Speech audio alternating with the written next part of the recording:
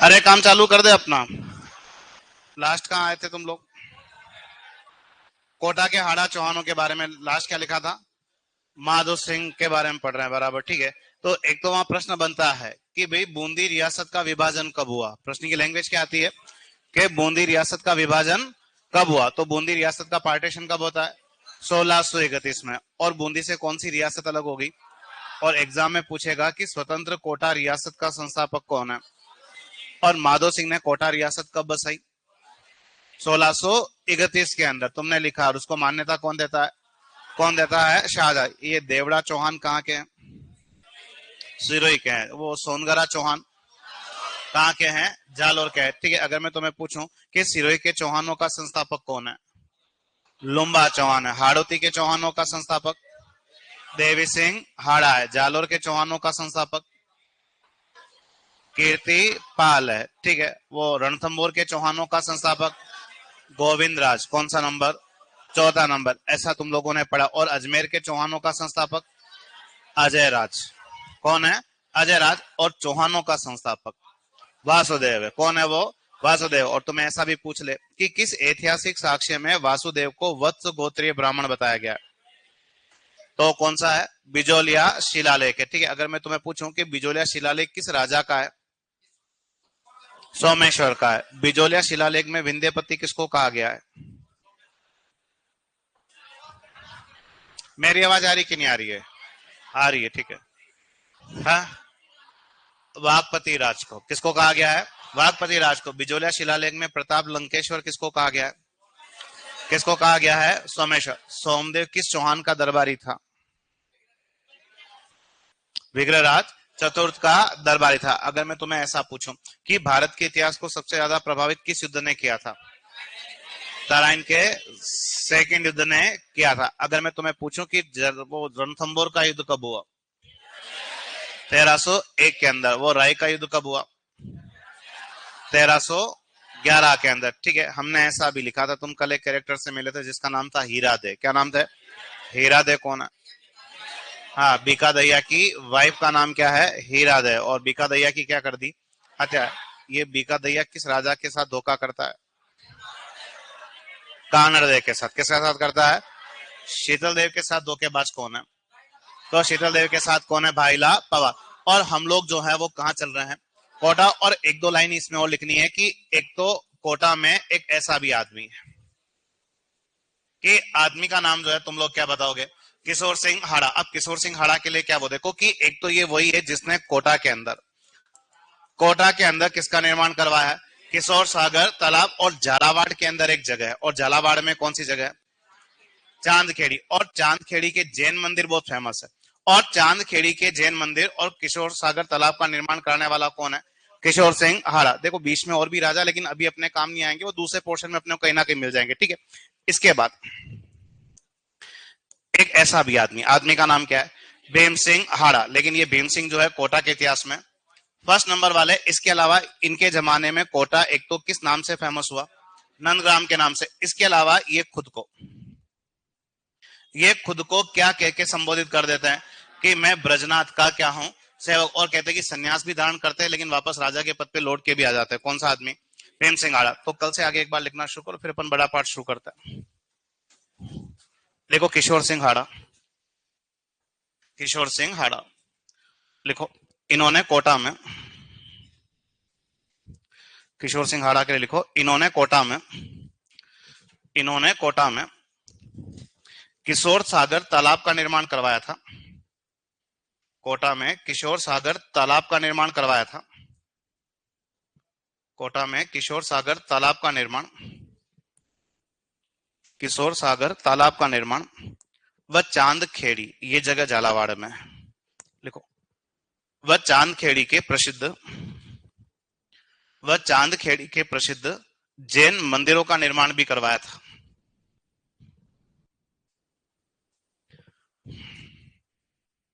वह चांद खेड़ी के प्रसिद्ध जैन मंदिर का निर्माण भी करवाया था। चांदखेड़ी के प्रसिद्ध जैन मंदिर का निर्माण भी करवाया था। जैन मंदिर का निर्माण भी करवाया था। ठीक है, नेक्स्ट नाम लिखो भीम सिंह हाड़ा। लेकिन कौन से नंबर वाले हैं? फर्स्ट नंबर वाले। लिखो भीम सिंह हाड़ा फर्स्ट। भीम सिंह हाड़ा फर्स्ट। ठीक है, लिखो एक तो लिखो ये सन्यासी बन जाते हैं।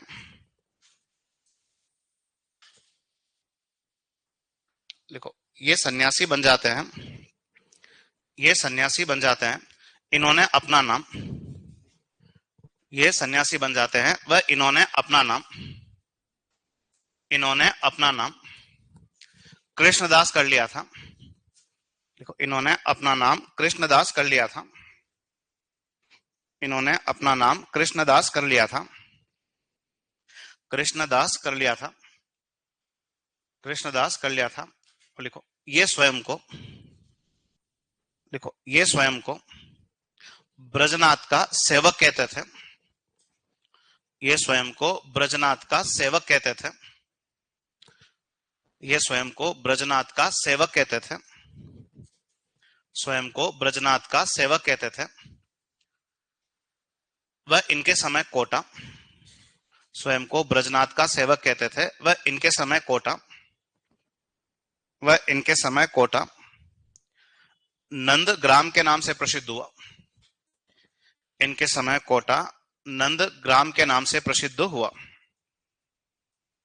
इनके समय कोटा नंदग्राम के नाम से प्रसिद्ध हुआ। कोटा नंदग्राम के नाम से प्रसिद्ध हुआ। नंदग्राम के नाम से प्रसिद्ध हुआ। लिखा आप लोगों ने यहां तक? ठीक है, उसके बाद नेक्स्ट नाम लिखो और एक लाइन और लिख देना। वो तुम शायद जानते हो कि कोटा में टकसाल स्थापित करने वाला भी कौन है? यही भीम सिंह है। एक लाइन लिख दो। इन्होंने कोटा में, भीम सिंह के लिए, इन्होंने कोटा में टकसाल की स्थापना भी की थी। टकसाल समझ रहे हो तुम लोग? सिक्के बनाने की फैक्ट्री है ना। लिखो इन्होंने कोटा में टकसाल की स्थापना भी की थी। भीम सिंह के लिए लिखना है, इन्होंने कोटा में टकसाल की स्थापना की थी। कोटा में टकसाल की स्थापना की थी। नेक्स्ट नाम लिखो कोटा में राम सिंह सेकंड। कोटा में नेक्स्ट लिखो राम सिंह सेकंड। राम सिंह सेकंड। ठीक है, वैसे तुम लोग मिल चुके हो एक बार। ठीक है, एक दो बातें सीख लेते हैं। पहला काम तो ये कि ये उस समय याद रखे जाते हैं जब क्या हुई थी? क्रांति। तुमने तोपों की सलामी गटाई थी, इनको महलों में नजरबंद किया था। ये वही राम सिंह सेकंड है, लेकिन इनके यहाँ एक आदमी नौकरी करता है और इनके यहाँ जो आदमी नौकरी करता है उस आदमी का नाम क्या है? जाला मदन सिंह। और जाला मदन सिंह के दादा का नाम ऐसा है, क्या नाम था? जाला जालिम सिंह। अपन मिलेंगे अगले वाले पोर्शन में जब जयपुर पढ़ेंगे, तो इसका दादा जालिम सिंह जाला है। और कोटा के राजा शत्रुसाल का सामंत था कौन? जालिम सिंह। और शत्रुसाल के साथ एक अपन पढ़ेंगे जयपुर के इतिहास में, एक युद्ध में बहुत वीरता दिखाई। तो शत्रुसाल हाड़ा ने इस जालिम सिंह को कोटा के पास एक बहुत बड़ी जमीन दी, जहां जालिम सिंह ने अपने नाम से कौन सा जगह बना दिया? झालावाड़। उसके बाद जालिम सिंह का छोरा भी कोटा के राजाओं के यहाँ नौकरी करता है, और जालिम सिंह का पोता कौन? झाला मदन सिंह। वो कोटा की किस राजा के यहाँ नौकरी कर रहा है? राम सिंह सेकंड के यहाँ। लेकिन झाला मदन सिंह कहता है कि वो टाइम हो गया नौकरी करते हुए, अब हमें हमारा खुद का अस्तित्व चाहिए। तो झाला मदन सिंह वही व्यक्ति था जिसने 1837 के अंदर किस रियासत का विभाजन कर दिया और कोटा का विभाजन करके स्वतंत्र झालावाड़ क्या बना दी? क्या बना दी? रियासत। अब झालावाड़ नाम का जगह बसाने वाला तो कौन है? झाला जालिम सिंह है। लेकिन झालावाड़ रियासत का संस्थापक कौन है? तो आदमी का नाम हो गया झाला। और झालावाड़ रियासत जो है वो कब बनी थी? 1837। और किस रियासत का विभाजन करके? और झालावाड़ रियासत वो है जिसे 1838 में कौन मान्यता देते हैं? तो इसे कौन मान्यता देते हैं? तो नाम क्या बताना है? अंग्रेज। और अंग्रेजों ने हमारी किस रियासत को मान्यता दी थी? तो रियासत कौन सी तुम्हारे लिए? झालावाड़। और झालावाड़ रियासत कोटा के किस राजा के समय अस्तित्व में आती है? तो लिखो एक तो लिखो क्रांति के समय ये कोटा शासक थे। क्रांति के समय ये कोटा शासक थे। क्रांति के समय ये कोटा शासक थे।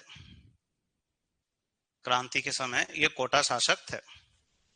नेक्स्ट को लिखो इनके समय ही 1837 में, इनके समय ही 1837 में इनके समय ही 1837 में, इनके समय ही 1837 में झाला मदन सिंह, इनके समय ही 1837 में झाला मदन सिंह कोटा रियासत का विभाजन कर, कोटा रियासत का विभाजन कर, कोटा रियासत का विभाजन कर, कोटा रियासत का विभाजन कर, कोटा रियासत का विभाजन कर स्वतंत्र झालावाड़ रियासत की स्थापना करता है। कोटा रियासत का विभाजन कर स्वतंत्र झालावाड़ रियासत की स्थापना करता है। स्वतंत्र झालावाड़ रियासत की स्थापना करता है। स्वतंत्र झालावाड़ रियासत की स्थापना करता है। स्वतंत्र झालावाड़ रियासत की स्थापना करता है। हेडिंग डालो एक लाइन, झालावाड़ रियासत वालों के लिए लिखनी है। लिखो झालावाड़ रियासत, लिखो झालावाड़ रियासत, झालावाड़ रियासत। ठीक है, लिखो एक तो, लिखो संस्थापक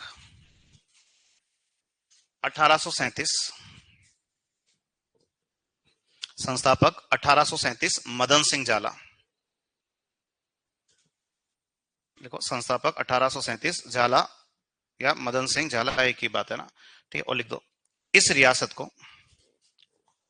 लिखो इस रियासत को 1838 में, 1838 ना, लिखो इस रियासत को 1838 में अंग्रेजों ने मान्यता दी थी। 1838 में अंग्रेजों ने मान्यता दी थी, अंग्रेजों ने मान्यता दी थी, अंग्रेजों ने मान्यता दी थी, अंग्रेजों ने मान्यता दी थी। ठीक है, और झालावाड़ में एक राजा और काम का है, एक लाइन उसके लिए भी मेंशन करेंगे। और आदमी का नाम क्या है?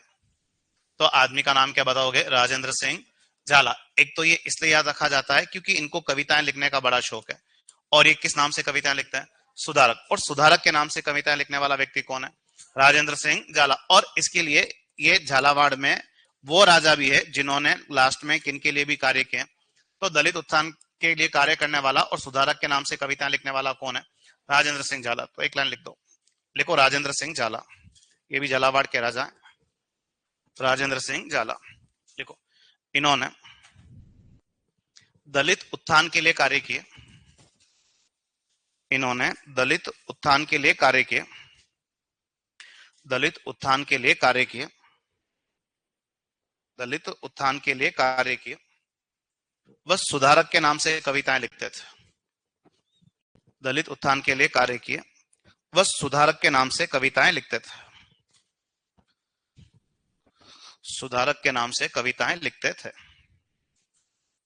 सुधारक के नाम से कविताएं लिखते थे, सुधारक के नाम से क्या लिखते थे? कविताएं। ठीक है, ये छोटे वंश लिख दो, फिर अपन बड़े वंश के बारे में बात करेंगे। एक हेडिंग डालो, करौली का यादव वंश। चार बातें इनकी भी लिखनी है, फिर अपन मेवाड़ शुरू करते ना। लिखो, देखो हेडिंग डालो, करौली का यादव वंश। हाँ, कोटा तक चौहान है ना।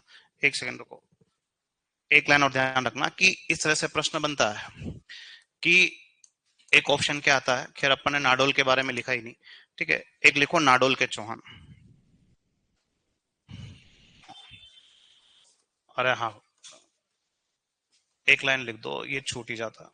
लिखो नाडोल के चौहान, एक लाइन लिखनी है। ठीक है, नाडोल के चौहान। ठीक है, अब दो क्या है इसको यूं समझो कि चौहानों की मेन उत्पत्ति जो है वो कहां से है?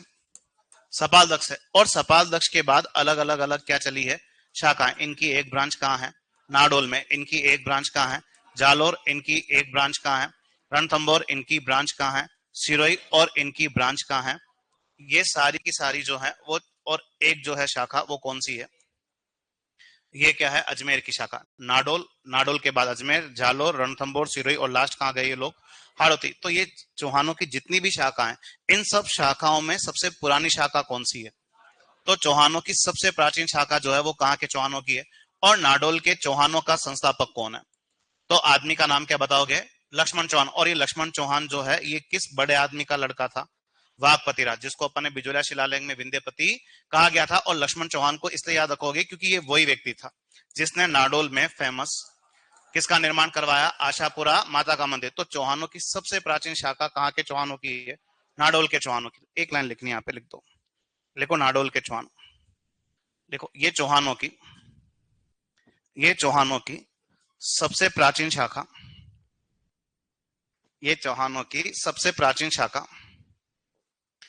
ये चौहानों की सबसे प्राचीन शाखा, चौहानों की सबसे प्राचीन शाखा, संस्थापक लक्ष्मण चौहान।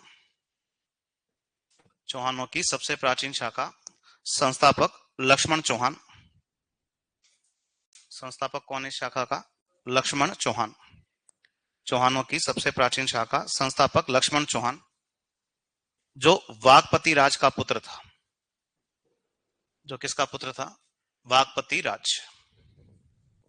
जो वागपति राज का पुत्र था, वागपति राज का पुत्र था, वह इन्होंने नाडोल में आशापुरा माता का मंदिर बहुत फेमस है ना, वो इन्होंने ही बनाया। लिखो, वह इन्होंने नाडोल में आशापुरा माता के मंदिर का निर्माण करवाया था। नाडोल तो जानते हो ना तुम लोग, पाली के अंदर है। इसको कभी जूना खेड़ा भी कहते थे। क्या भी कहते थे? जूना खेड़ा भी कहते थे। लिखो, और इन्होंने नाडोल में आशापुरा माता का मंदिर बनवाया था। आशापुरा माता का मंदिर बनवाया था। ठीक है, बाकी गुजरात में आशापुरा माता का मंदिर कौन बनाता है? वेरी गुड, कौन बनाता है? विग्रहराज सेकंड बनाता है। ठीक है, अब पहले हेडिंग डाल लो, करौली का यादव वंश।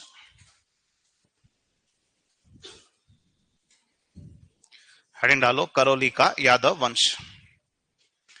करौली का यादव वंश। ठीक है, चार बातें इनकी भी सीख लेते हैं। ठीक है, तो पहला काम तो यह है कि राजस्थान के अंदर जो यादव वंश है, इन यादव वंश की कौन सी शाखा हमारे राजस्थान से कनेक्टेड है? तो आप बताओगे कि यादव वंश की कौन सी शाखा हमारे यहाँ कनेक्टेड है? जादौन। इसके अलावा ये यादव वो हैं जिनको जैसलमेर से किस वंश से भी जोड़ा जाता है? भाटी वंश। तो भाटी और यादवों को इंटरकनेक्ट बताया, और थोड़े से विवादित भी है। कुछ इनको क्षत्रिय मानते, कुछ इनको क्षत्रिय नहीं मानते, क्योंकि इनको कृष्ण के कुल से ठहरा देते हैं, और कृष्ण जो है वो क्षत्रिय नहीं थे। तो अब यहाँ पे है क्या कि यादव वंश की कौन सी शाखा हमारे यहाँ पे है? जादौन। अब एक आदमी हमारे राजस्थान में यादव वंश का क्या कहलाता है? संस्थापक। तो आप बताओगे कि यादव वंश का जो आदमी संस्थापक था उसका नाम क्या बताओगे? विजयपाल। और विजयपाल ने यादव वंश की नींव हमारे राजस्थान के क्षेत्र में कब रखी है? 1040 ईस्वी में। लेकिन कहां? बयाना में। और इसीलिए ये बयाना जो है किसके नाम से? विजयपाल के नाम से, किस नाम से भी जाना गया है? तो इसे ही इसीलिए किस नाम से पुकारा गया है? विजय मंदिरगढ़। ये विजय मंदिरगढ़ जो है वो कौन सा जगह है? बयाना। बयाना भरतपुर के अंदर, और बयाना विजय मंदिरगढ़ कहलाया किसके नाम से? विजयपाल के नाम से। और इसी विजयपाल ने बयाना में 1040 ईस्वी कौन से वंश की नींव रखी है?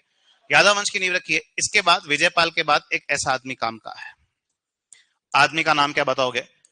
तिमनपाल। तिमनपाल वो फेमस व्यक्ति है जिसने फेमस कौन से दुर्ग का निर्माण करवाया था? तिमनगढ़। और तुम लोग सब जानते हो तिमनगढ़ का किला कहाँ है? अरे कहाँ है? करौली के अंदर। ठीक है, इसके अलावा तिमनपाल के बाद एक ऐसा आदमी काम का आता है जिसका नाम क्या बताओगे? और ये अर्जुन पाल वो व्यक्ति था जिसने कस्बा बसाया, और इसने जो कस्बा बसाया जिसका नाम क्या रखा? और यही कल्याणपुर आगे जाके क्या बन जाता है? करौली। यानी करौली का संस्थापक कौन है? अर्जुन पाल है। और इसके अलावा एक आदमी आगे ऐसा आता है जिसका नाम क्या है? धर्मपाल द्वितीय। धर्मपाल कौन सा नंबर याद रखोगे? Second number. और धर्मपाल द्वितीय वो व्यक्ति था जिसने यादवों की राजधानी क्या बना दी? तो यादवों की राजधानी क्या बनाई थी? करौली। ये प्रश्न बनता है कि यादव वंश की राजधानी करौली बनाने वाला व्यक्ति जो है वो कौन है? धर्मपाल। जब जब भी पेपर वाले ने ऐसा प्रश्न पूछा है उसने धर्मपाल फर्स्ट भी ऑप्शन में दिया, धर्मपाल सेकंड भी दिया है। तो ये धर्मपाल कौन सा नंबर वाला है?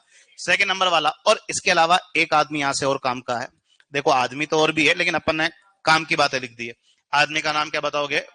इसको तुम सब लोग जानते हो। कैसे? हम्म केला देवी मंदिर का निर्माण। हाँ, ठीक है। और हाँ, वो पीछे वाले से ही बता रहे हैं कि ये वही है जिन्होंने करौली के फेमस किसका निर्माण करवाया है? मदन मोहन। ऐसा नाम सुना कि नहीं सुना? ये मदन मोहन मंदिर कहाँ का फेमस है? करौली का। और करौली के मदन मोहन मंदिर का निर्माण कराने वाला व्यक्ति कौन है? शायद तुम फिर इतना भी जानते होंगे कि मदन मोहन मंदिर जो है किस संप्रदाय के केंद्र है?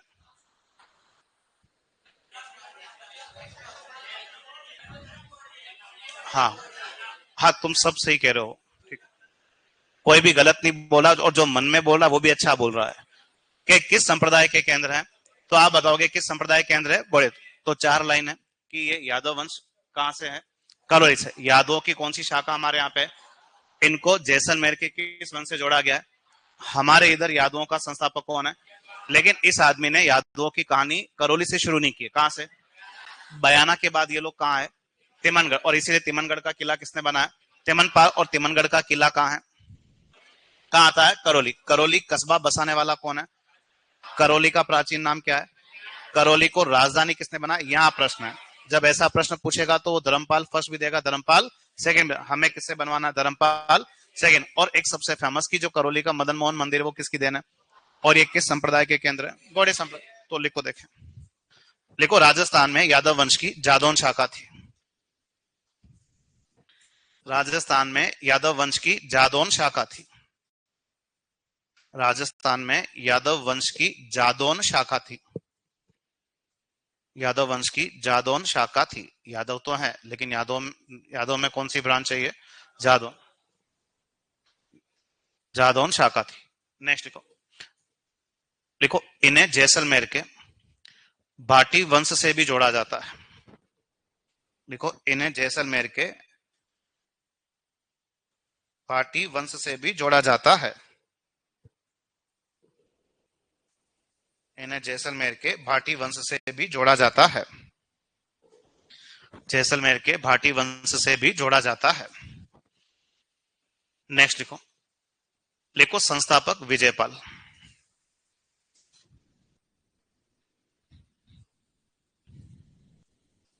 लिखो संस्थापक विजयपाल 1040 ईस्वी।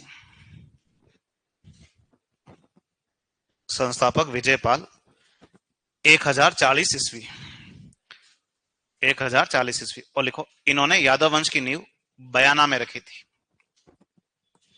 इन्होंने यादव वंश की नींव कहां रखी थी, बयाना में। इन्होंने यादव वंश की नींव बयाना में रखी थी। यादव वंश की नींव कहां रखी थी, बयाना में। ठीक है, नेक्स्ट लिखो, लिखो तिमनपाल। नेक्स्ट लिखो तिमनपाल। तिमनपाल। तिमनपाल। तिमनपाल के लिए लिखो, लिखो इन्होंने तिमनगढ़ दुर्ग का निर्माण करवाया। और कौन से डिस्ट्रिक्ट में मिलेगा तुम्हें, करौली में। तिमनगढ़ दुर्ग का निर्माण करवाया।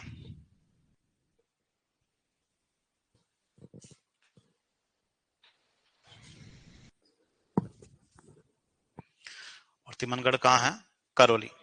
नेक्स्ट लिखो अर्जुन पाल।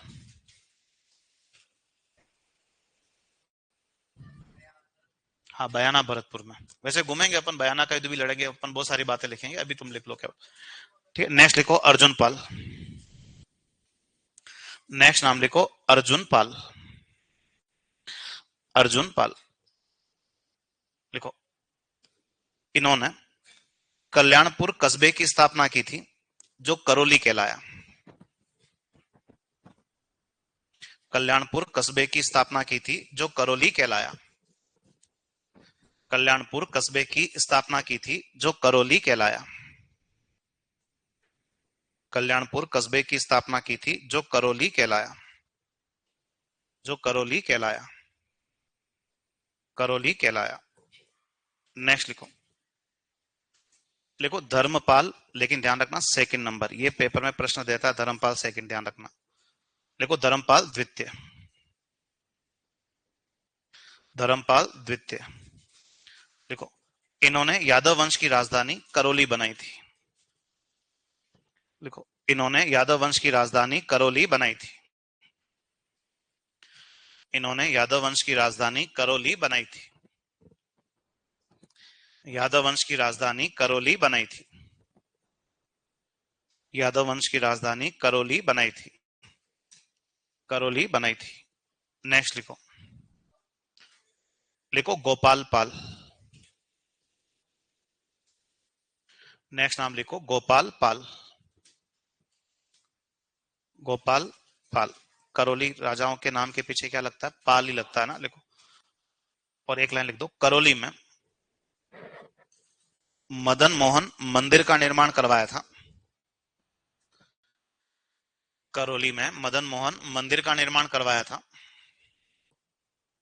करौली में मदन मोहन मंदिर का निर्माण करवाया था, जो गौड़ीय संप्रदाय का केंद्र है। करौली में मदन मोहन मंदिर का निर्माण करवाया था, जो गौड़ीय संप्रदाय का केंद्र है। जो गौड़ीय संप्रदाय का केंद्र है। जो गौड़ीय संप्रदाय का केंद्र है। गौड़ीय संप्रदाय का केंद्र है। आप लोग कंप्लीट यहां तक सब ठीक है। उसके बाद दो बातें इनकी भी सीखनी है। लिखो, जैसलमेर का भाटी वंश। नेक्स्ट लिखो, जैसलमेर का भाटी वंश। क्या चीज? ये कुछ पूछना है क्या? हाँ, अच्छा, दो लाइन। हाँ, कोई बात नहीं। हाँ हाँ, तो जैसलमेर का ही है, मुझे बता। हाँ, अभी मैं पूछता हूँ तेरे को, देख।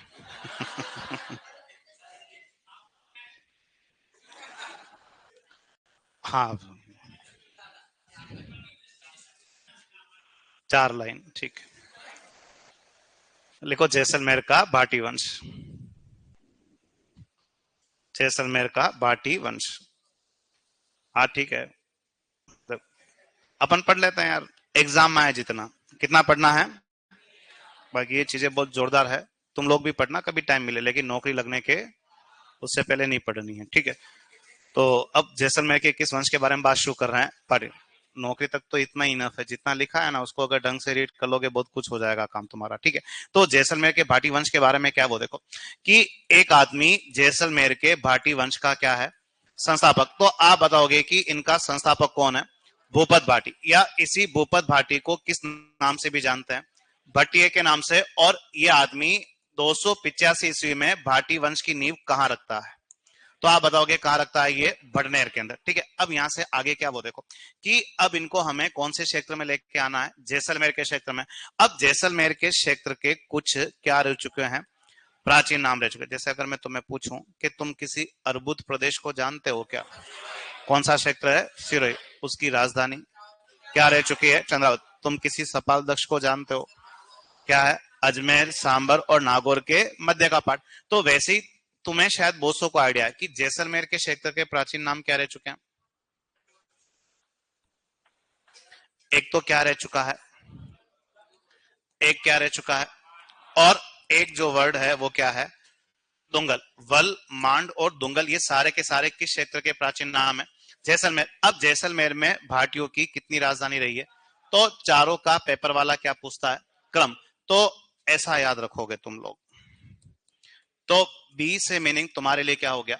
भटनेर। तनोट, एल से क्या हो गया? लोद्रवा। और जैसे जो है वो क्या हो जाता है? तो क्या हो जाता है? जैसलमेर, ठीक है। अब यहां से आगे क्या, वो देखो कि भटनेर जो है भाटियों की पहली राजधानी, काम भटनेर से शुरू हुआ उनका स्टार्टिंग में। तो भटनेर को राजधानी जो है वो किसने बनाई थी? तो किसने बनाई है? भूपत भाटी ने। इसके अलावा तनोट को राजधानी किसने बनाया था? तो आदमी का नाम जो है तुम लोग क्या बताओगे? मंगल राय भाटी। इसके अलावा लोद्रवा को राजधानी किसने बनाया था? तो आदमी का नाम जो है तुम लोग क्या बताओगे? देवराज भाटी। और चौथी राजधानी क्या है? जैसलमेर। और जैसलमेर को राजधानी किसने बनाया था? जैसल भाटी। और ये वही व्यक्ति था जिसने जैसलमेर की क्या की है? स्थापना की है। इसका ईयर पेपर में आता है। और कब? 1155। दो जगह के ईयर पेपर में आते हैं, एक तो ईयर आता है अजमेर की स्थापना का, कब? 1113 के अंदर। और एक जैसलमेर की स्थापना 1155। और जैसलमेर के क्षेत्र के प्राचीन नाम क्या रह चुके हैं? भल, मांड और डुंगल। तो इनकी पहली राजधानी भटने, सेकंड तनोट, फिर लोद्रवा, और फिर कहां आते ये? तो लिखो, देखें, लिखो संस्थापक, लिखो भूपत भाटी, 285 ईस्वी। भूपत भाटी को भट्टिये के नाम से भी जानते हैं ना, लिखो संस्थापक भूपत भाटी या भट्टिये, 285 ईस्वी। हाँ, तुम जो कोशिश कर रहे हो ना बड़ी बेकार कर रहे हो। मैंने तुम्हारे को बहुत बार समझा दिया इस चीज को लेके। गलती से पेपर में आ गए ना तो तुम कहीं के भी नहीं रहोगे, ध्यान रख लेना। हाँ, और जो चीजें हैं वो बड़ी कीमती है ना, ये ऐसे ही समय वेस्ट नहीं करना। हम्म। भूपत भाटिया भट्टिय 285 ईस्वी, 285 है ना, लिखो 285 ईस्वी।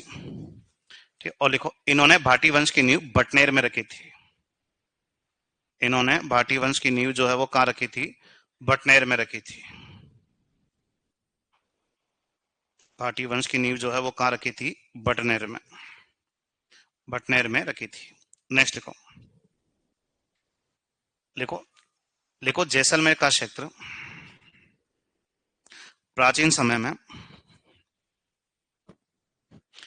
लिखो जैसलमेर का क्षेत्र प्राचीन समय में, लिखो वल्ल, मांड व दुंगल के नाम से जाना जाता था।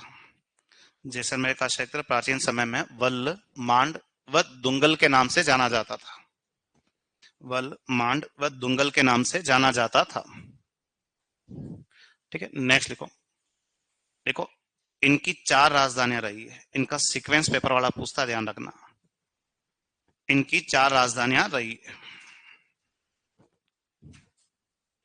इनकी 4 राजधानियां रही है। 4 राजधानियां रही है। और BTLJ करके लिख दो।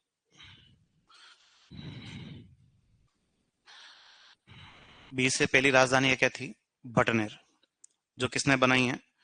भूपत भाटी ने।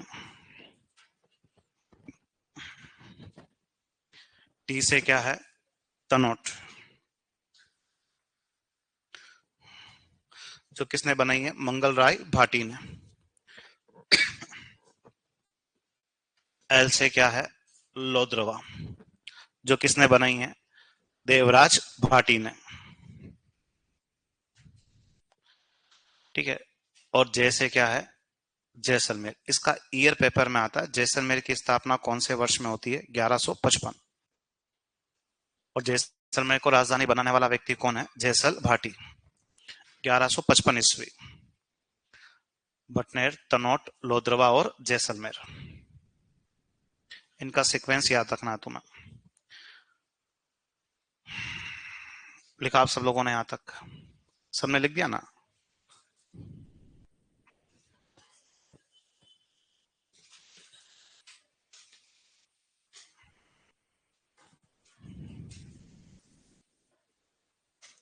बड़े यहां से आगे कंप्लीट आप लोग।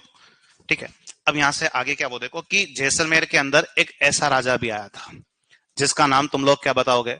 विजयराज भाटी। ये बहुत फेमस बंदा है, इसने कोई देवी का चूड़ा धारण किया था, इसलिए जैसलमेर के इतिहास में वो राजा जो किस नाम से फेमस हुआ है?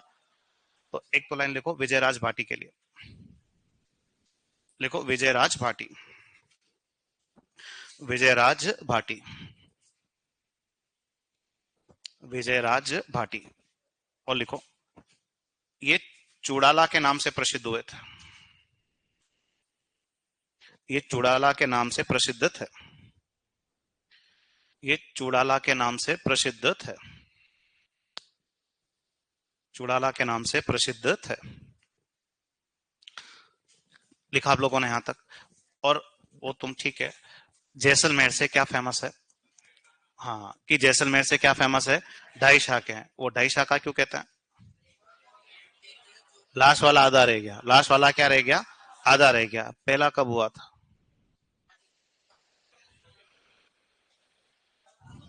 हाँ हाँ, हाँ कोई बात नहीं, वो जोश में था, क्या मैं बता रहा हूँ। ठीक है, तो जैसलमेर में कितने शाखे हुए हैं? ढाई। पहला पूरा, दूसरा पूरा, लास्ट वाला क्या रह गया? आधा रह गया। ठीक है,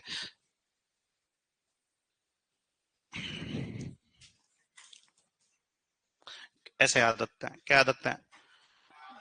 मिस्टर DTL क्या याद रखते हैं? ठीक है, तो एम से मीनिंग क्या है? मूलराज फर्स्ट, ये राजा है हमारा, उसका लड़का है। आर से कुंवर कौन है? रतन सिंह। ठीक है, डी से कौन है? दूधा। टी से उनका लड़का है। कुंवर कौन थे? त्रिलोक सिंह। और एल से एल से कौन है, लोणकर्ण। ठीक है, अब तो क्या है कि आक्रमणकारी कौन कौन है। तो देखो क्या है कि जो पहला शाखा हुआ है जैसलमेर का, जब राजा कौन था, मूलराज था, तो आक्रमणकारी यही बंदा है। आदमी का नाम क्या है, अलाउद्दीन खिलजी। अब देखो है क्या सीन यहाँ पे कि ये जो पहला शाखा, इसका हर जगह अलग अलग ईयर मिलता है। कहीं क्या लिखते हैं 1292, कहीं इसको क्या देते हैं 1299, कहीं इसको क्या देते हैं 1306, और कहीं इसको क्या देते हैं। सारे ईयर मिलते हैं जैसलमेर के शाखे को लेके अलग अलग, लेकिन जब हम इसको इंडियन हिस्ट्री से कनेक्ट करके जोड़ते हैं ना, तो 1292 में तो बिल्कुल रॉन्ग है, ये राजा ही नहीं बना। कौन, अलाउद्दीन खिलजी। ठीक है, 1299 में कोई लेना देना नहीं है, वो गुजरात तक ही सीमित रहा। ठीक है, और इसके अलावा 1316 तो वो समय आता है जब अलाउद्दीन खिलजी मर चुका होता है, इससे पहले खिलजियों की सत्ता ही क्या हो जाती है, खत्म। क्या ईयर है, 1306। तो हर जगह अलग अलग है, लेकिन ज्यादा सही जो है वो क्या है, 1306। और 1306 में अलाउद्दीन खिलजी की सेना जैसलमेर आक्रमण करती है, जब वो गुजरात अभियान के पास होती है। तो मूलराज और उसका छोरा कौन, रतन सिंह है। ठीक है, सेकंड वाला कब हुआ ये तो जानते हो तुम लोग, बताओ देखें। अरे कब होता है, 1352। किसके आक्रमण से, तो आदमी का नाम क्या बताओगे, फिरोज तुगलक। जब राजा डी से कौन था, दूधा, और उनका लड़का कौन है, त्रिलोक सिंह। ठीक है, और लास्ट वाला कब होता है, 1550। और 1550 के अंदर आक्रमणकारी कौन है, अमीर अली। और अमीर अली कहां से आक्रमण करने आता है, कंधार से। जब राजा हमारा कौन है, लोणकर्ण। और हुआ क्या कि लोणकर्ण जो है थोड़ी जल्दबाजी करके ये पहले ही क्या खेल लेता है, और लास्ट में इनकी टीम युद्ध क्या होती है, जीत जाती है। तो लास्ट वाले में कौन सी घटना नहीं हुई थी, तो आप बताओगे कि लास्ट वाले में क्या नहीं हुआ था, जौहर नहीं हुआ था। तीन राजा, मूलराज फर्स्ट के समय पहला शाखा, दूधा के समय सेकंड शाखा, और जो लास्ट वाला आधा रह गया वो किसके जमाने में, लोणकर्ण के जमाने में। इस लोणकर्ण से तो मैं तुम्हें आज मिलवा रहा हूँ, बहुत जल्दी मुझे वापस मिलेगा कौन सा आदमी। और जब वो लोणकर्ण जिस दिन मिल गया ना, मैं तुम्हें वापस ये पूछूंगा यहाँ पे। ठीक है, तो लिखो जैसलमेर के 2.5 शाखे, जैसलमेर के 2.5 शाखे।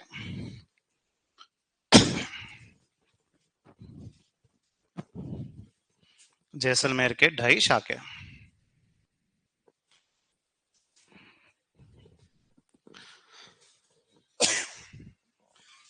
ठीक है, लिख दो फटाफट से, 1306 फर्स्ट। ठीक है, एग्जैक्ट ईयर यही है, बाकी हर किताब में इसका अलग अलग है। 1292 मिलेगा, 99 मिलेगा, 1316 मिलेगा। ज्यादा सही क्या है इसका, 1306। किसका आक्रमण था, अलाउद्दीन खिलजी का आक्रमण था ये। जब राजा हमारा कौन था, मूलराज फर्स्ट, उनका लड़का था कौन, रतन सिंह।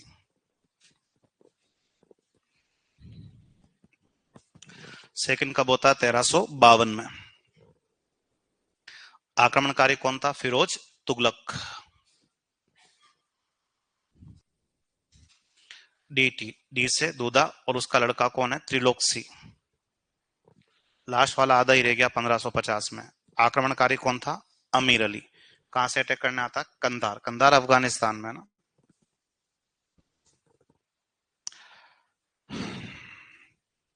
ठीक है, और लास्ट वाले में क्या होता है, केसरिया। क्या नहीं हुआ, जौहर नहीं होता है ना, वो पहले ही केसरिया खेल गए, और लास्ट में सेना युद्ध क्या होती है, जीत जाती है।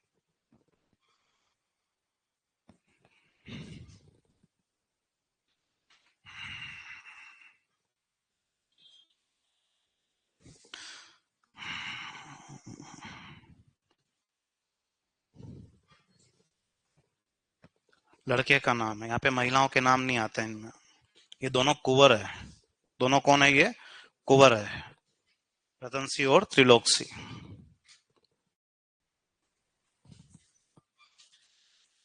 लिख दिया आप लोगों ने।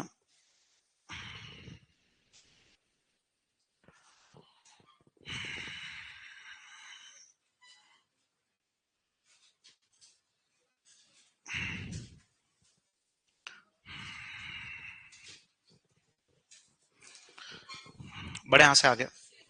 ठीक है, और जिसने लिख लिया वो लोग एक हेडिंग डालो, एक वंश और लिख ही लेते हैं। लिखो जाट राजवंश। हेडिंग डालो जाट राजवंश। जाट राजवंश।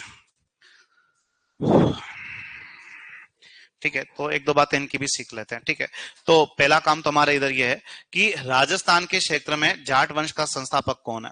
तो आदमी का नाम क्या बताओगे, चूड़ामन जाट। और चूड़ामन जाट ने जाट वंश की पहली क्या बनाई थी?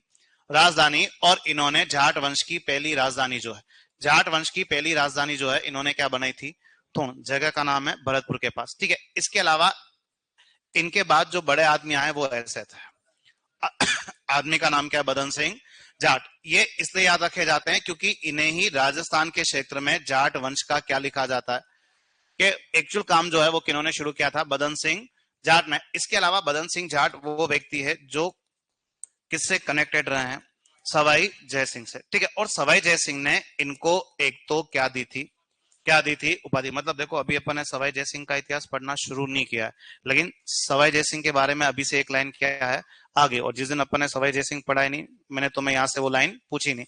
तो सवाई जयसिंह ने बदन सिंह जाट को एक उपाधि दी। और कौन सी उपाधि दी थी? ब्रजराज। और इसके अलावा बदन सिंह जाट को क्या भी दी इन्होंने? और सवाई जयसिंह ने बदन सिंह जाट को जो जागीर दी थी वो जागीर कौन सी है? और जैसी बदन सिंह जाट को क्या मिला? डिग। इन्होंने जाट वंश की सेकंड राजधानी जो है वो क्या बना दी? और डिग बड़ा फेमस जगह कहां आता है ये? हाँ, तुम्हारी गलती नहीं है इसमें। ठीक है, अरे है के गया है, बड़ा हो गया ये आजकल, खुद के खुद में ही है। ठीक है, तो डिग को कहते हैं जल महलों की नगरी। क्या कहते हैं? वैसे डिग के जल महलों का निर्माण किसने चालू करवाया था? लेकिन वो कंप्लीट नहीं करवा पाते। सूरजमल जाट आगे क्या करवाते हैं? पूरे करवाते हैं। लेकिन हमारे काम का एक वर्ड आ जाएगा। डिग का प्राचीन नाम क्या था?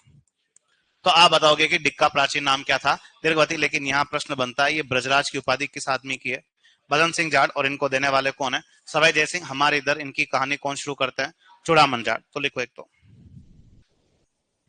लिखो, पहला नाम लिखो चूड़ामन जाट। चूड़ामन जाट। चूड़ामन जाट लिखो। जाट वंश के संस्थापक। जाट वंश के संस्थापक। जाट वंश के संस्थापक लिखो जिन्होंने पहली राजधानी थूण बनाई थी। जिन्होंने पहली राजधानी थूण बनाई थी। जिन्होंने पहली राजधानी थूण बनाई थी। पहली राजधानी क्या बनाई थी? थूण। पहली राजधानी थूण बनाई थी। नेक्स्ट लिखो। लिखो बदन सिंह जाट। नेक्स्ट लिखो बदन सिंह जाट। बदन सिंह जाट देखो, इन्हें जाट वंश का वास्तविक संस्थापक कहते हैं। देखो, इन्हें जाट वंश का वास्तविक संस्थापक कहते हैं। जाट वंश का वास्तविक संस्थापक कहते हैं जिन्होंने दूसरी राजधानी डिग बनाई थी। जाट वंश का वास्तविक संस्थापक कहते हैं जिन्होंने दूसरी राजधानी डिग बनाई थी। जिन्होंने दूसरी राजधानी डिग बनाई थी। दूसरी राजधानी डिग बनाई थी। दूसरी राजधानी क्या बनाई थी? डिग। दूसरी राजधानी डिग बनाई थी। नेक्स्ट लिखो, और यही एक तो क्वेश्चन में लिखो, डिग का प्राचीन नाम दीर्घवती। डिग का प्राचीन नाम क्या रहता है? दीर्घवती। डिग का प्राचीन नाम दीर्घवती। ठीक है, और लिखो सवाई जयसिंह ने बदन सिंह को, सवाई जयसिंह ने बदन सिंह को, सवाई जयसिंह ने बदन सिंह को ब्रजराज की उपाधि दी थी। सवाई जयसिंह ने बदन सिंह को ब्रजराज की उपाधि दी थी। ब्रजराज की उपाधि दी थी। ब्रजराज की उपाधि दी थी। व डिग की जागीर प्रदान की थी। ब्रजराज की उपाधि दी थी व डिग की जागीर प्रदान की थी। ब्रजराज की उपाधि दी थी व डिग की जागीर प्रदान की थी। तो इनके पास डिग किससे आया है? सवाई जयसिंह से आया है। लिखा आप लोगों ने, ब्रजराज की उपाधि और डिग की क्या दी थी? जागीर। ठीक है, इधर जो सबसे भारी आदमी है वो ये है। तो नेक्स्ट नाम लिखो सूरजमल जाट।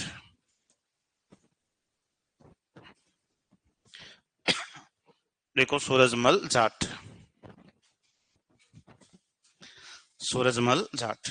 ठीक है, अब तो क्या है कि ये बड़े फेमस और बड़े जोरदार आदमी है। तो पहला काम तो ये है कि ये वही व्यक्ति थे जिन्होंने 1733 के अंदर किसकी स्थापना की है? भरतपुर, और ये वही व्यक्ति है जिन्होंने किसका निर्माण भी करवाया है, लोहागढ़ का क्या भी करवाया है निर्माण। और जैसे इन्होंने क्या बसाया, भरतपुर, और भरतपुर को जाट वंश की कौन सी राजधानी बना दी, तीसरी राजधानी। पहली थून है, सेकंड डिग, अभी ये लोग किधर आगे रहना है, भरतपुर, और ये वही व्यक्ति है जिन्होंने लोहागढ़ का क्या करवाया, निर्माण। और लोहागढ़ कहाँ का फोर्ट है, भरतपुर का। और तुम पता लोहागढ़ को तुम लोग क्या बोलते हो, अजय किला कहते हो, मिट्टी का किला कहते हो। तुम्हें पता लोहागढ़ को अजय किला, मिट्टी का किला क्यों कहते हैं? हाँ, उसको कोई जीत नहीं सका। और उसको कोई क्यों नहीं जीत सका,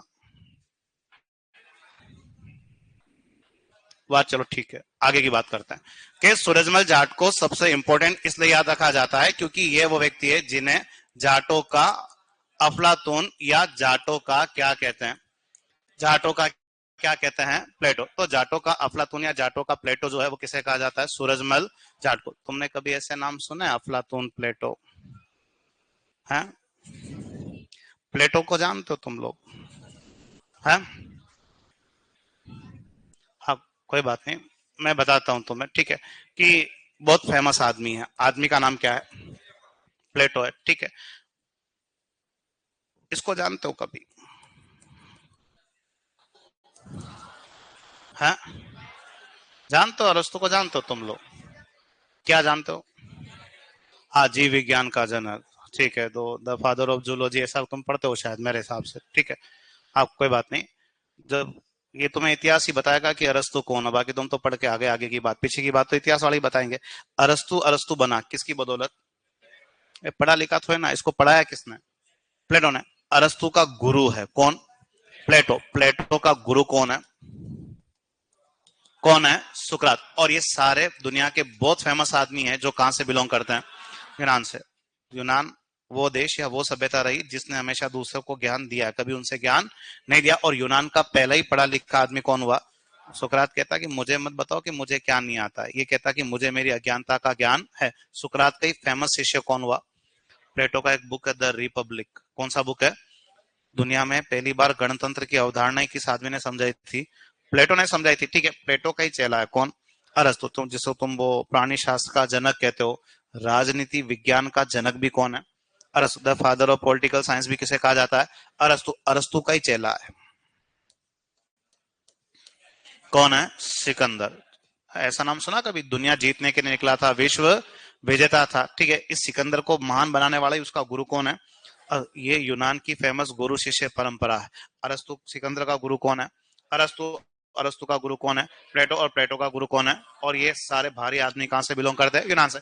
तो जाटों का अफलातून या जाटों का प्लेटो हम लोग किसको कह रहे हैं, सूरजमल जाट को। ये अफलातून का मीनिंग तुम्हें पता किसे कहते हैं, अफलातून?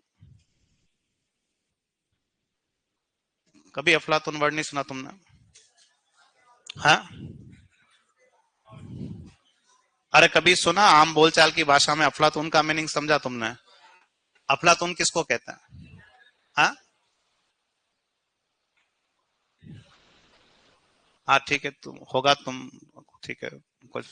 हाँ, मैं तुम्हें बता दूं, हो सकता है तुम में से कोई फॉरेन के भी हो तो हो। अफलातून का मीनिंग ना जैसे जो हर किसी रहता है, हाँ, मतलब कुछ पता ही नहीं पड़ रहा, हर कुछ ही कर रहा वगैरह, इस टाइप का आदमी अपनी जनरल आम बोलचाल की भाषा में क्या कहलाता है, अफलातून। बल्कि अफलातून एक्चुअल में किसका नाम ही है, प्लेटो को ही किस नाम से पुकारा गया है, अफलातून। एक्चुअल में आदमी का नाम प्लेटो नहीं है, आदमी का नाम है एरिस्टोक्लिस। क्या नाम है, और इस एरिस्टोक्लिस के चौड़े चौड़े कंधे थे, तो वहां यूनान के लोगों ने एरिस्टोक्लिस को क्या बना दिया। और अरबी विद्वानों ने प्लेटो को किस नाम से संबोधित किया है, अफलातून। प्लेटो एक्चुअल में एक ही आदमी के नाम है, अफलातून का मीनिंग यानी विद्वान है। तो ऐसा विद्वान हमारा कौन सा राजा है, सूरजमल जाट है। इसके अलावा सूरजमल जाट वो व्यक्ति थे जिन्होंने 1761 के अंदर कौन से किले पर अधिकार रखा था, आगरा के लाल किले। और आगरा के लाल किले पे कंट्रोल रखने वाले राजस्थान के राजा कौन थे, सूरजमल जाट थे। इसके अलावा सूरजमल जाट के जमाने में दो फेमस क्या थे, दरबारी। तो इनके दरबार में एक तो यह आदमी नौकरी करता है, आदमी का नाम क्या है, कविराज सुदन। और इसके अलावा एक फेमस दरबारी इनका कौन है, तो आदमी का नाम जो है तुम लोग क्या बताओगे, तो आदमी का नाम बताना है अखेराज गर्ग। तो ये अखेराज गर्ग और कविराज सुदन जो है, अखेराज गर्ग और कविराज सुदन जो है, ये दोनों किस राजा के यहाँ नौकरी करते हैं। और सूरजमल जाट ने भरतपुर की स्थापना की, लोहागढ़ बनवाया, और इन्हीं को तीसरी राजधानी बनाई। और इन्हें जाटों का क्या बोलते हैं? अफलातून, या क्या कहते हैं? प्लेटो। 1761 में ये कहाँ कंट्रोल रखते हैं? ये वाला ईयर काम का ध्यान रखना, आगरा के लाल किले पे कंट्रोल रखने वाला आदमी कौन है? सूरजमल जाट। लेकिन ये वाला वर्ष थोड़ा इंपॉर्टेंट वर्ष भी है, पता है क्यों?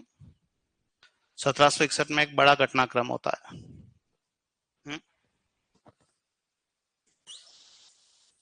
कुछ याद आ रहा है किसी को? हाँ, पिक्चर नहीं देखते तुम लोग? कोई बात नहीं। कभी ऐसा नाम सुना तुमने, कभी ऐसा? अरे बस ठीक है। के पानीपुरी सुने हो? पानीपत भी सुनते हो ना तुम लोग? हाँ, पानीपत की 3 लड़ाइयां हुई है। कितनी लड़ाइयां हुई है? 3। Panipat first, second and third. Panipat first होता है 1526, 1526 के अंदर, ठीक है। वो बाबर और इब्राहिम लोधी लड़ते हैं। खैर मैं मिलवा दूंगा तुम्हें एक दिन उस लोगों से, ठीक है। पानीपत सेकंड अपने आएगा नहीं बीच में, 1556 में होता है। 1556 के अंदर अकबर और हेमू विक्रमादित्य के बीच में। 1761 के अंदर पानीपत का कौन सा बैटल होता है? थर्ड। और पानीपत का बैटल फील्ड कहाँ है? हरियाणा में। कहाँ है? हरियाणा। तो पानीपत का तीसरा युद्ध पता है किसके बीच में होता है? कोई बात नहीं है, कोई आइडिया नहीं तुम लोग यार, ठीक है। तुम बहुत अच्छे लोग हो वाकई में, ठीक है। अरे किसके बीच में होता है यार? अहमद शाह अब्दाली और किन के बीच में होता है? मराठों के बीच में। अहमद शाह अब्दाली और किन के बीच में होता है? मराठा। पानीपत तो बहुत जोरदार पिक्चर भी बनी हुई है, नहीं देखी तुमने? हाँ, कौन हीरो कौन है? वेरी गुड, सी बता रहा पीछे से, अर्जुन कपूर। और कौन है? हाँ तो, हाँ कोई बात नहीं, ठीक है। और बुराई थोड़ी ना यार, हिस्टोरिकल पिक्चर है, वहां से इतिहास का आइडिया लगता है। तुम्हें ऐसी पिक्चर देखनी चाहिए, ठीक है। तुम नहीं देख रहे तो अहमद शाह अब्दाली और किसके बीच में युद्ध होता है? मराठों के बीच में। अब एक्चुअल में पानीपत का मैदान कहाँ है? हरियाणा। मराठे कहाँ के रहने वाले हैं? महाराष्ट्र के, यानी बिल्कुल अपोजिट डायरेक्शन में, बिल्कुल क्या है। और अहमद शाह अब्दाली है आक्रमणकारी ईरान से। कहां से अटैक करता है? ईरान से। और ये पानीपत में इन दोनों के बीच में मैच हो रहा है। मराठे हीरो बन रहे थे कि हम वहां जाएंगे लड़ेंगे वगैरह, ठीक है। अब मराठों को बुरी तरह से हरा देता है कौन सा आदमी? अरे हराएगा यार, सप्लाई नहीं हो रही है। क्या नहीं हो रही है? सप्लाई। अब ये ठेठ रहने वाले साउथ के, महाराष्ट्र के हैं, और उत्तर भारत में जाके नॉर्थ इंडिया के अंदर क्या लड़ रहे हैं? युद्ध लड़ रहे हैं। और इधर उत्तर में मराठों की सहायता करने वाला कोई राजा भी है ही नहीं। तो कुल मिला के मराठों की बहुत बुरी यहाँ पे क्या हो जाती है? हार। ना राशन टाइम पे पहुंच रहा, ना हथियार टाइम पे पहुंच रहा, और मराठों की बुरी तरह से क्या हो जाती है? हार। और कुछ मराठे जो बच जाते हैं उनको हमारा राजा शरण देता है, जिसका नाम क्या है? सूरजमल जाट। तो पानीपत के तीसरे युद्ध के बाद मराठों को शरण देता है और सकुशल उनके क्षेत्र में पहुंचाने का काम राजस्थान का कौन सा राजा करता है? तो आदमी का नाम क्या है? सूरजमल जाट। तो लिखो, देखें, लिखो। इन्होंने 1733 में, इन्होंने 1733 में भरतपुर की स्थापना की थी। वह लोहागढ़ दुर्ग का निर्माण करवाया था। 1733 में भरतपुर की स्थापना की थी। वह लोहागढ़ दुर्ग का निर्माण करवाया था। वह लोहागढ़ दुर्ग का निर्माण करवाया था। लोहागढ़ दुर्ग का निर्माण करवाया था। लोहागढ़ दुर्ग का निर्माण करवाया था। वह इन्होंने भरतपुर को तीसरी राजधानी बनाया।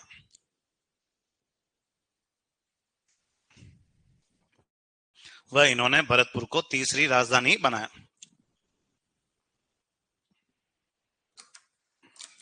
इन्होंने भरतपुर को कौन सी राजधानी बनाया था? थर्ड। पहला थून हो गया, फिर डिग, और फिर कहां गए ये लोग? और इन्होंने भरतपुर को तीसरी राजधानी बनाया। नेक्स्ट लिखो। देखो, इन्हें जाटों का अफलातून या प्लेटो कहते हैं। इन्हें जाटों का अफलातून या प्लेटो कहते हैं।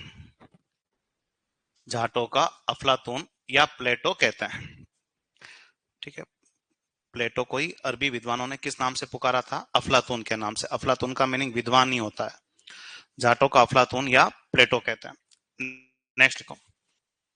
लिखो, इन्होंने 1761 में, 1761 लिखो। इन्होंने 1761 में आगरा के लाल किले पर अधिकार किया था। इन्होंने 1761 में आगरा के लाल किले पर अधिकार किया था। 1761 में आगरा के लाल किले पर अधिकार किया था। आगरा के लाल किले पर अधिकार किया था। वह पानीपत के तीसरे युद्ध के बाद, वह पानीपत के तीसरे युद्ध के बाद 1761 में ही होता है ना, लिखो। वह पानीपत के तीसरे युद्ध के बाद मराठों को शरण भी देते हैं। वो हारने के बाद शरण दी थी, है ना। पानीपत के तीसरे युद्ध के बाद मराठों को शरण भी देते हैं, मराठों को शरण भी देते हैं। ठीक है, ठीक है। अपने पानीपत का तीसरा युद्ध कहीं काम नहीं आ रहा है। बाकी अहमद शाह अब्दाली और किसके बीच में होता है? मराठों के बीच में होता है ना। ठीक है, नेक्स्ट लिखो। देखो, इनके दरबारी, इनके दरबारी, इनके दरबारी कविराज सुदन, इनके दरबारी कविराज सुदन व अखेराज गर्ग थे। इनके दरबारी कविराज सुदन व अखेराज गर्ग थे। कविराज सुदन व अखेराज गर्ग थे। ठीक है, और ये वो व्यक्ति थे जिन्होंने आगे बढ़ के मराठों को कहा था कि पानीपत के तीसरे युद्ध में मैं तुम्हारा साथ दे सकता हूँ। नॉर्थ में केवल एक ही आदमी हाथ बढ़ा था मराठों की सहायता के लिए, लेकिन मराठे जो थे कि नहीं, हमें किसी की सहायता की जरूरत नहीं है। मदद देने गए थे लेकिन वापस अच्छा व्यवहार नहीं किया इनके साथ, तो वापस अपने भरतपुर आ जाते हैं। कौन? सूरजमल जाट। लेकिन पानीपत के तीसरे युद्ध के बाद मराठों को बचाया, शरण दी और उनको उनके राज्य तक वापस क्या करके आए? छोड़ के आए थे। लिख दिया तुम लोगों ने। ठीक है, एक आदमी से यहां और मिल लेता। लिखो जवाहर सिंह, लिखो जवाहर सिंह, लिखो जवाहर सिंह, जवाहर सिंह। ठीक है, इनका बहुत बड़ा काम है कि या तो वो अंतिम लाइन पृथ्वीराज चौहान के लिए लिखी गई है या इतिहास में वो लाइन वापस किसके लिए रिपीट होती है? जवाहर सिंह के लिए, कि ये वो व्यक्ति थे जिन्होंने 1764 में कहा अधिकार किया? दिल्ली, और दिल्ली के किस पर भी अधिकार रखा? लाल किले पर। और दिल्ली के लाल किले और दिल्ली को जम के लूटते हैं कौन? जवाहर सिंह। कौन से ईयर में? 1764 में। और दिल्ली के लाल किले के क्या खुलवा दिए हमने? अष्ट धातु के दरवाजे, और उनको तोड़ के ये दिल्ली से कहां फिट करवा देते हैं? कहां फिट करवा देते हैं? लोहागढ़। ये अष्ट धातु के दरवाजे तुम्हें कौन से किले में देखने को मिलेंगे? लोहागढ़ में। और ये है दिल्ली के लाल किले के, इनको खुलवा के यहां से कौन लाता है? जवाहर सिंह। लेकिन ये राजस्थान वालों की ही है। कौन से दरवाजे? अष्ट धातु के दरवाजे। क्योंकि अष्ट धातु के दरवाजे जो थे वो कहां के थे? जिसको 1303, अपन मिलेंगे बहुत जल्दी 1303 में वापस, किससे? अलाउद्दीन खिलजी। और जब अलाउद्दीन खिलजी ने 1303 का अटैक किया तो चित्तौड़ के लाल किले, चित्तौड़ के किले के दरवाजे थे कौन से? अष्ट धातु के दरवाजे। वो वहां जाके किसमें फिट करवाता है? लाल महल में। इसी लाल महल के ऊपर अपने जमाने में कौन? शाहजहां। और शाहजहां उसके ऊपर क्या बना देता है? लाल किला। तो ये अष्ट धातु के दरवाजे लाल महल से कहां शिफ्ट हो गए? लाल किले। और वापस कौन तोड़ के ले आए? जवाहर सिंह। और वापस कहां फिट करवा दिए? लोहागढ़। और ये कोई छोटी मोटी बात नहीं है कि राजा हमारा कहां अधिकार कर ले? दिल्ली पर। लेकिन बड़ी आसानी से जवाहर सिंह ने कहां अधिकार कर लिया? दिल्ली अधिकार कर लिया, क्योंकि दिल्ली इस समय खाली थी। दिल्ली इस समय क्या थी? खाली थी। कोई लड़ाई झगड़ा करने वाला आदमी वहां पे मौजूद नहीं था। ये पता 1764 एक और महंगा वर्ष है। क्यों? 1857 में क्या हुआ था? 1857 से 100 साल बेग जाए तो कौन सा ईयर आता है? 1757, 1757 आता है। 1757 में क्या हुआ? वो कोई बात नहीं, अब दिमाग पे जोर मत डालो। ऐसा नाम सुना कभी बचपन में? प्लास्टिक है। अगर तुम इग्नोर करते हो कि हमने नहीं सुना तो तुमने स्कूल लाइफ कभी ढंग से नहीं जिए। आज भी छठी, सातवीं, आठवीं किताब में प्लास्टिक युद्ध के बारे में सामाजिक में लिखा हुआ तुम्हें मिल जाएगा। और इसी के बाद 1764 के अंदर कौन सा युद्ध होता है? तो कौन सा युद्ध होता है? बक्सर का युद्ध। और हम और अंग्रेज आपस में क्या कर रहे थे? लड़ रहे। अब बक्सर का बैटल फील्ड थेड कहां है? कहां बना हुआ है? बिहार। और 1764 के बक्सर के युद्ध में दिल्ली पर बैठे हुए मुगल राजा की नींद खुलती है। और इस समय दिल्ली का मुगल राजा ऐसा था, आदमी का नाम क्या था? शाह आलम। और वो भी कौन सा नंबर? Second number. और शाह आलम सेकंड की नींद खुली कि अब ये अंग्रेज पूरे इंडिया के लिए खतरनाक साबित होंगे, तो दिल्ली से हमारा राजा शाह आलम सेकंड, इसके साथ और भी थे, तो शाह आलम सेकंड जो है वो बक्सर में अंग्रेजों को हराने के लिए दिल्ली से कहां रवाना हो गया? बक्सर। और मुगलों की सारी फौज अपने राजा के साथ कहां बिजी है? बक्सर में। और पूरा दिल्ली समय क्या बैठा हुआ है? खाली। क्योंकि सारी फौजें कहां बिजी है? बिहार के अंदर। और पीछे से हमारे आदमी पहुंच गए, दिल्ली को क्या कर लिया हम लोगों ने? लूट लिया। और दिल्ली के लाल किले से क्या तो के लाए हम लोग? और हमने दिल्ली अधिकार किया है। तो दिल्ली विजय का प्रतीक इस लोहागढ़ में क्या बना हुआ है? तो आप बताओगे कि दिल्ली विजय का प्रतीक क्या बना हुआ है? जवाब तो लिख दो लास्ट लाइन। देखो, इन्होंने 1764 में दिल्ली अधिकार किया था। इन्होंने 1764 में दिल्ली अधिकार किया था। 1764 में दिल्ली अधिकार किया था। दिल्ली अधिकार किया था। वह दिल्ली के, देखो, वह दिल्ली के लाल किले के, वह दिल्ली के लाल किले के अष्ट धातु के दरवाजे, वह दिल्ली के लाल किले के अष्ट धातु के दरवाजे, दिल्ली के लाल किले के अष्ट धातु के दरवाजे लोहागढ़ में लगाए थे। लेकिन थे कहां के वो? चित्तौड़ के। वो खिलजी ले गया था ना 1303 में। वह दिल्ली के लाल किले के अष्ट धातु के दरवाजे लोहागढ़ में लगवाए थे। लोहागढ़ में लगवाए थे। ठीक है, नेक्स्ट लिखो। लिखो लोहागढ़ में, लिखो लोहागढ़ में दिल्ली विजय का प्रतीक। लोहागढ़ में दिल्ली विजय का प्रतीक जवार बुर्ज बना है। लोहागढ़ में दिल्ली विजय का प्रतीक जवाहर बुर्ज बना है। दिल्ली विजय का प्रतीक क्या बना है? जवाहर बुर्ज बना है। लिखा आप लोगों ने, बाकी बात कर